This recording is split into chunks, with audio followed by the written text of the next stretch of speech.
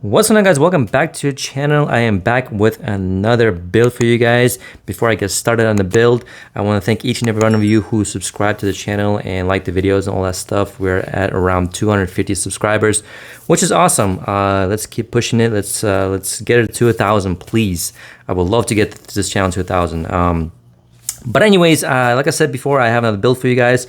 This is going to be a two-tone build. I don't have a two-tone watch, or maybe I do, I can't remember. But anyways, this is going to be a two-tone, basically a simple Datejust, and then of course we have the NH35 movement, the standard NH35, nothing crazy there. We have the gold hands, which came with the dial, and of course the centerpiece of the build is this sunburst, kind of like a white dial, and it has the golden indices with a golden Seiko logo. So the whole kind of inspiration behind this build was basically a Rolex Datejust with a kind of like a white background, white dial. Unfortunately, I couldn't get a white dial.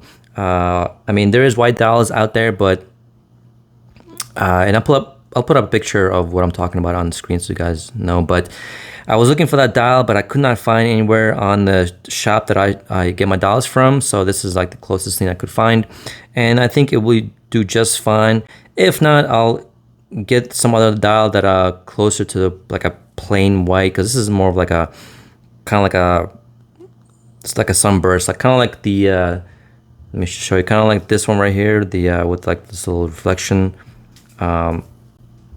But the one I was looking for is kind of like a flat white, like all flat white with golden indices. And unfortunately, I couldn't find one. This is the closest I got. But anyway, enough of that. Let's get started with the build. So first things first, of course, you want to double check, make sure your dial is working. I mean, I'm sorry, the movement's working. I already wind it up. It stopped, unfortunately, but it is working. So you can clearly see it's ticking, so that's good. And then, of course, you want to check, make sure the date rotates as it does here, and we all good to go. So as usual, you want to cut the legs or the stems off the dial. These dials work for different movements, NH35, 36, 38. I think the NH series have the same kind of placement of the holes that these stems go into, but don't quote me on that. Always double check. One of my videos, I actually mistakenly cut the wrong ones, and I had to tape with a double-sided tape the dial to the actual movement. So you don't want to do that. You want to double check, triple check, make sure everything lines up perfectly. So there you have it. I cut the stems off. I'm going to file these down so it's nice and smooth. Don't go too crazy with the filing. You just want to make sure it's nice and flat, or as close as possible to being flat. And then you're just going to line up the holes and drop it in the movement.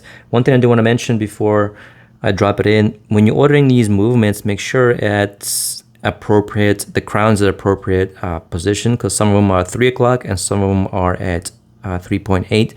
So you want to make sure that when you order these, make sure you double check, triple check, make sure everything is good, because like I said, these movements, these parts take a while to get here. It's about 2 weeks shipping time. So you don't want to make a mistake of ordering your own movement and have to wait another week or two or so to get the part. So always double check. Anyways, moving on. Another thing I want to mention, when you do send these down, make sure you dust these down with your duster. Make sure there's no metal particles in your dial. You don't want to interfere with the movement, otherwise it will cause some problems. So keep it clean, keep it nice and tidy.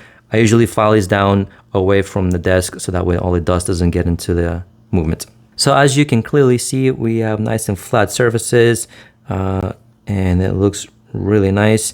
And we're going to move on to the hands. Now for setting hands, you can use a couple different tools. I use mainly this tool right here. It has a black tip with the wider hole, and it has a red one that has a smaller hole. Smaller holes are for the second hands only.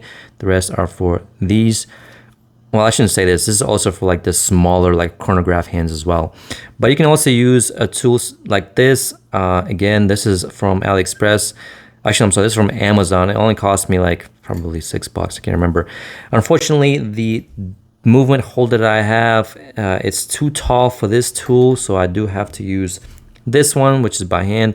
This one is more easier because you can just line it up and then you just plop it on there. You have these little tips that have, it's the same concept as this one right here, and you just put it on here and then put your movement on here, put your hands on it, plop it, press it down, and good to go. So it's a good alternative if you're having trouble using this one. Like I said before, unfortunately I have to use this one. And I do have another movement holder, which is like this, which I can use with this one. But the problem with this one right here, I don't know, it's because it's Chinese and it's counterfeit or whatever, but every time I tighten the movement to hold it in place, it pops out. So every time I try to make small adjustments, stuff like that, it pops out and just kind of, it's just weird. You don't want any kind of interruption when you're doing these hands, because these are very sensitive parts. So I don't really like this movement holder. I like this one better because it sits nice and flush with the movement and it's steady workplace. So before you get started on putting the hands on, you want to set the stems, or I guess the invisible hands, to midnight. And the way you do that, I've mentioned this before, you want to rotate the movement until the date starts to roll over. And once it clicks over, then you know it's at midnight. So I'm going to do that right now. So you can clearly see it starts to rotate from 31st to the 1st. So once it clicks over, I know that's the movement is placed at exactly at midnight.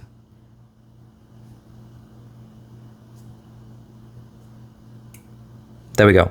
So that's the exact spot at midnight. So now you can put on your hour hand and minute, and of course the second. And one more little quick tip I want to mention here.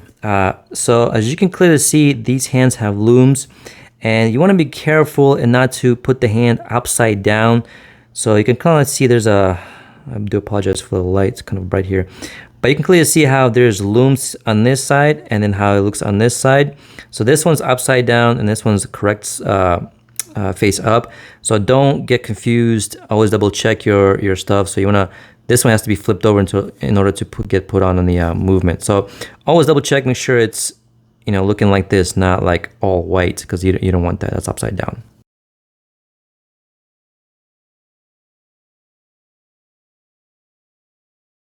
All right, so I got the hour hand on there. It looks nice and straight. I love how it looks so far. You always wanted to check, rotate the movement, make sure, or the hands, make sure it doesn't, well, you don't want to do that, okay? Make sure it doesn't touch anything, make sure it doesn't interfere. The hour hands usually is smaller, so it won't really touch anything except the Seiko logo. So you want to make sure there's a clearance on there, and that looks pretty good.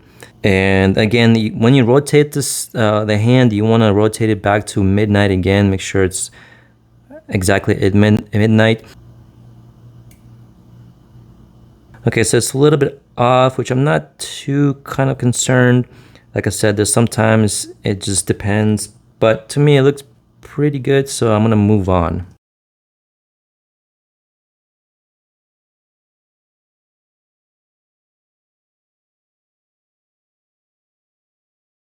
Okay, so I got the this minute hand on there too, and again, you want to rotate everything, make sure it doesn't interfere with anything. Everything looks good. So let's see if it clicks on midnight, and there we go.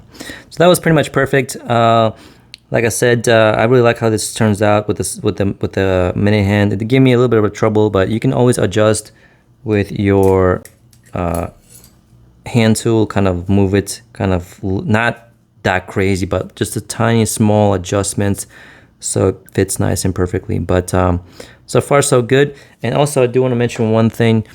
These tweezers I got from I think I got it from AliExpress or maybe Amazon.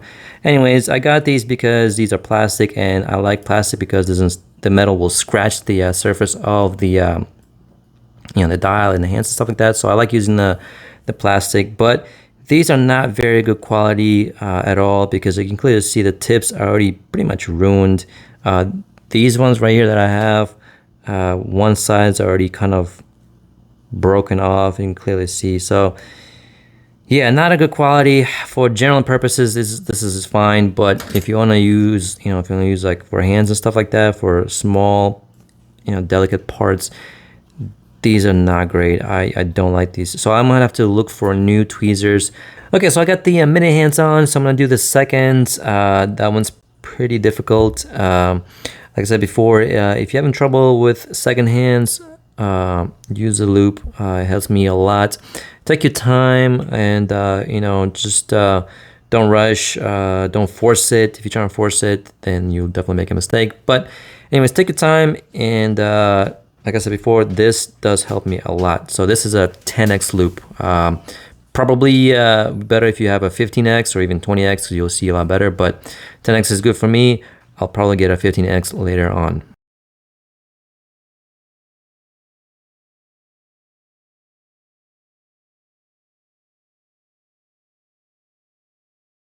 All right, so I had to do some micro adjustments on the the minute hand, because the minute hand was a little bit like on the higher end. I don't know why, sometimes just how it is. So usually I just take a small screwdriver and I just gently like tug and tuck in the what do you call it, not tuck in, but just push down on the minute hand. And then sometimes you do have to use the tip to kind of swivel back and forth a little bit to adjust the second hands, but it's not touching anything, it's not rubbing, it's everything looks perfect. And I'm gonna move on to the case. Okay, so now I'm gonna put the basically the movement into the case. Again, I'm just gonna mark this up because I have to get the crown stem all in order to measure it out. Yeah, I just want to make sure that this stem is going to be good. And to take that stem off, basically there is a, let me show you. There is a button, and it should be all the way in. It's right here. Let me show you closer. It's right here. This is the part right here. You just press that down and pull on the stem, and it will come out.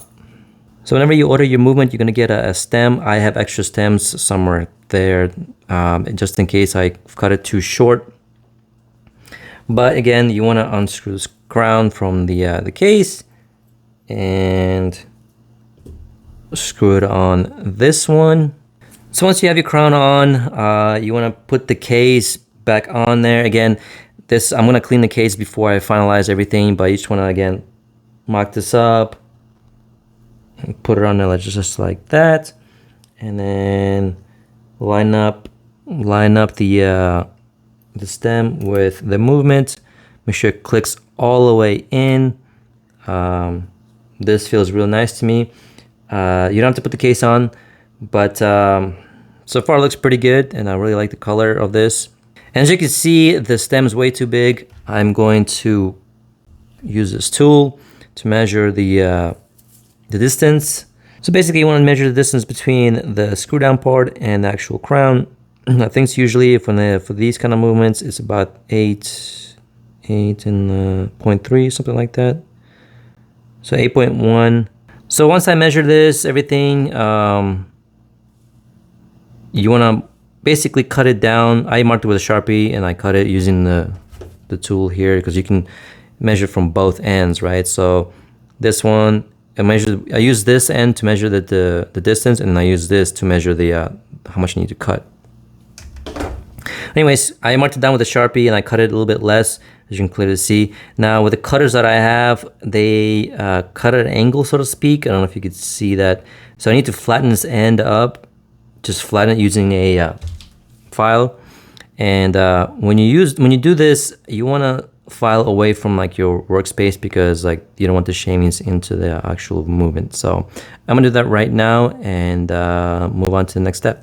Okay, so I cut the crown, or the stem, and it's a little bit too long. I need to cut maybe another millimeter. And the reason I say this is because when you screw this down, okay, there's still a gap. Well, actually, I mean, yeah, there's still a gap, so you don't want that. That will, water can get into the movement and just ruin your whole day. So you don't want that. I'm gonna cut down maybe another millimeter, and make sure it's nice and flush, and then we'll go from there. Okay, so I cut down a millimeter off again, and I filed it down, and it feels really nice. Again, you wanna have this spring action here. You want to make sure that when you wind it, it doesn't get on the threads. So now when you push down and you tighten it, there is no gap. That means the water will not get in there. It looks nice and flush with the case. So I like that. That looks good to me. So final thing before you finalize this crown, you have to put some Loctite, which is a thread locker. I use the blue one. You only need a little dab of this. And then I'm gonna do that. And once that cures, while that cures, I'm gonna work on the clean up the case. You only need a little bit of this Loctite on there. This is probably too much, so don't forget to clean up after you put on the crown. So once that's curing the crown and the stem, I'm gonna work on the dial, or I'm sorry, yeah, the dial and the case. Clean this up, make sure there's no hair and particles, nothing, no dust. I use a lens pen. This thing is a godsend. I love this thing. Again, just you can use a duster too, which is this thing, which I will do. But this works the best in my opinion. I just go inside and clean it, and then I also recommend changing the gloves, just because you know, you work with, you know, thread locker or whatever dust gets in the gloves. So get a fresh pair of gloves, and or if you have finger cots, change those out too, but I don't have those. So anyways, I'm gonna get this started and then move on to the next step. Okay, so I've cleaned the dial and the case. It looks pretty clean. And then basically there's a final step before I seal this up. Again, I'm gonna dust this again just in case.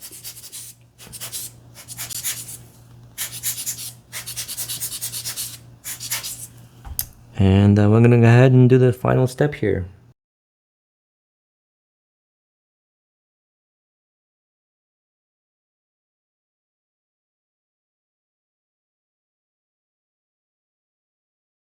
And there we have it. This looks pretty good so far. So far I'm digging the two-tone.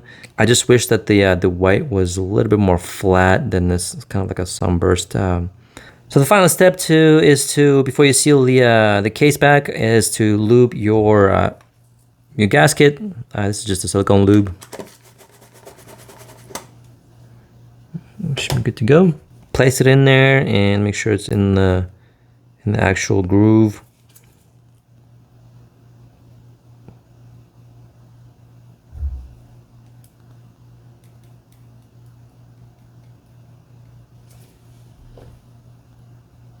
Okay, that looks good to me. And then we get our case back.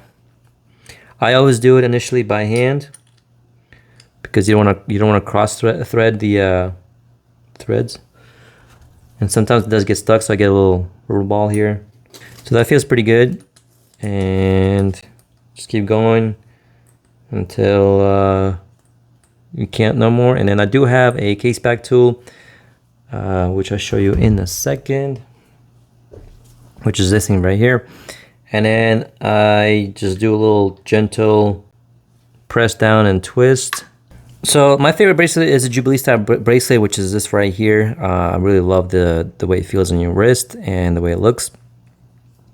Again, I'm gonna take out a couple links. My wrist is 6.5 inches, so I'll probably need to take out maybe 2 on each side. Probably 2 on each side.